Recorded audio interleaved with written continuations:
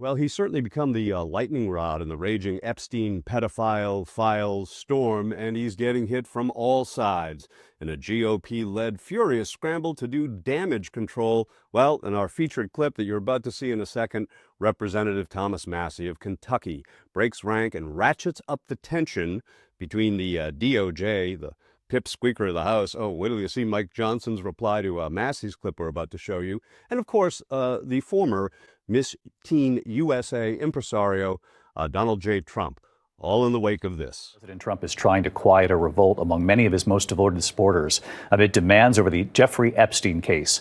The president defending Attorney General Pam Bondi and why for some it hasn't been enough and what they're still demanding. Here's Jonathan Karl tonight.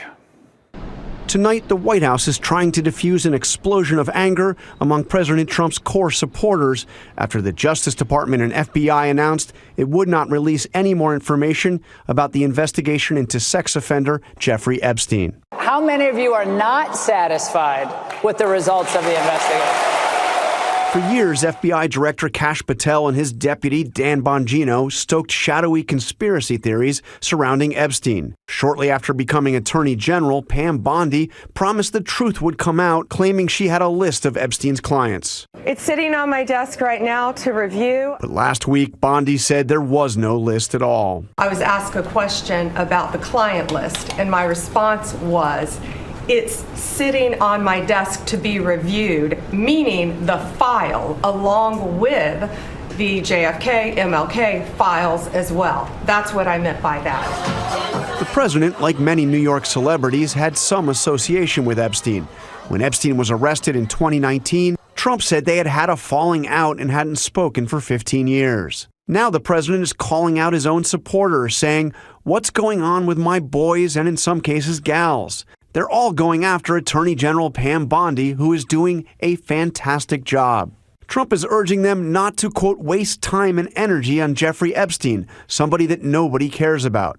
But today, his daughter-in-law, Laura Trump, said the president wants to, quote, set things right.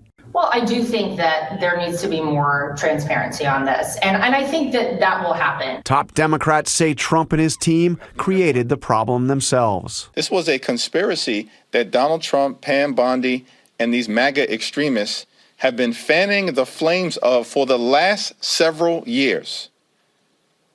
And now the chickens are coming home to roost. Trump worked the phones over the weekend trying to diffuse this controversy. Meanwhile, Attorney General Pam Bondi, FBI Director Kash Patel were both here at the White House today for meetings. I am told this subject did come up. Some of President Trump's outside supporters are now calling for a special counsel to look into all this. But senior officials who I have spoken to here at the White House say the president has made it perfectly clear that he wants to move on. David? John Karl right there in the briefing room for us tonight. John, thank you. So Republican Representative Thomas Massie and Democratic Representative Ro Khanna have introduced a discharge petition which forces a vote on his binding bill that calls on the Justice Department to release the Epstein files on a publicly accessible website within 30 days. Now, this has upended members of Congress as they wish to go on vacation.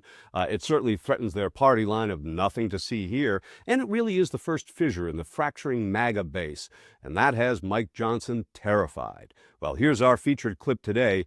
It's Representative Thomas Massie on his commitment to see this political minefield through to the bitter end. And hang on for Pipsqueaker of the House Mike Johnson's milquetoast reply right after. Here goes. What do you make of the Speaker's handling of this issue over the past couple of weeks? I think he's scared. I think he's terrified. Of what? I think, well, I mean, 80% of MAGA, once these files released, they were promised this, they expected this, and it's not happening. But at the same time, he feels an allegiance to President Trump, who's gone against the MAGA base on this. So I think he's torn. I think the right thing to do would be just leave it up to the People's House. Let us vote on whether to release these files or not. And I hope he does not try to use some kind of parliamentary procedure to subvert or hide the release of these files. So as the leader of my party, I lead the Incumbent Protection Program. Okay, that's my job. I go all around the country. I travel endlessly, incessantly. I have to raise over $300 million to do that, and we want everybody to come back. And some people, I try to protect them from themselves. You know, they kick and scream and bite their own colleagues. Some people seem to enjoy in trying to inflict political pain on their own teammates. I'm not going to address anybody individually, but I'll tell you that some here are much more frustrated than others. There's a small, tiny handful, but one in particular who's given me lots of consternation. I don't understand. I don't understand Thomas Massie's motivation. I really don't. I don't know how his mind works. I don't know what he's thinking. Thomas Massie could have brought his discharge petition any time over the last 4.5 years. Over the last 4 years of the Biden administration, he could have done that at any time. And now he's clamoring as if there's some sort of timeline on it.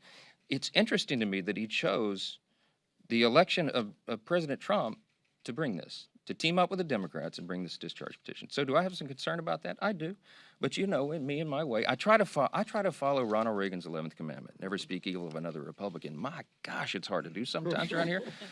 I also try to follow the scripture. You know, it says, bless those who persecute you. So let me just say about Thomas Massie, could you just accept my Southern, bless his heart? Okay, I don't know what else to say about it. We're for maximum transparency. We're engaging in that right now, and we don't need political games. It sure looks like the House of Representatives will be running away for their summer vacation, according to the paragon of courage that we just saw a second ago in that clip.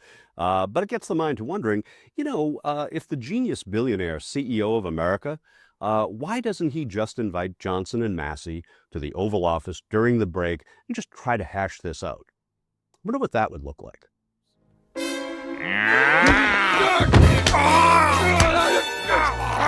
Stop that! Stop that at once! You're fighting! Stop fighting like a girl, Simpson. Okay. Go!